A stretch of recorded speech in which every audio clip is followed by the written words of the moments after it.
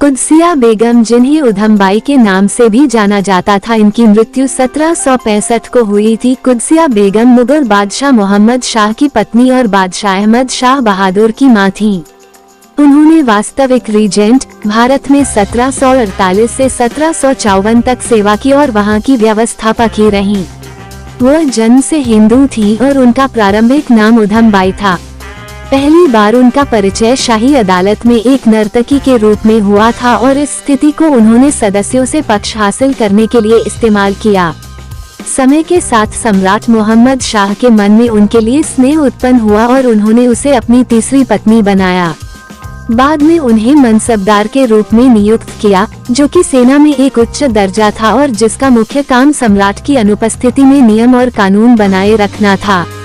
मोहम्मद शाह की 1748 में मृत्यु के बाद उनके बेटे अहमद शाह बहादुर 1725 से 1775 सम्राट बन गए। एक विधवा के रूप में उन्होंने कुदसिया बेगम का नाम लिया।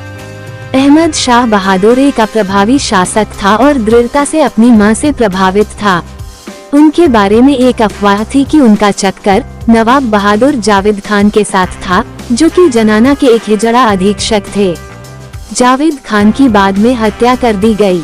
जब नवाब इमादुल मुल्क 1754 में दिल्ली पहुंचा तो उसने सम्राट और उसकी मां को गिरफ्तार कर कैदी बना लिया।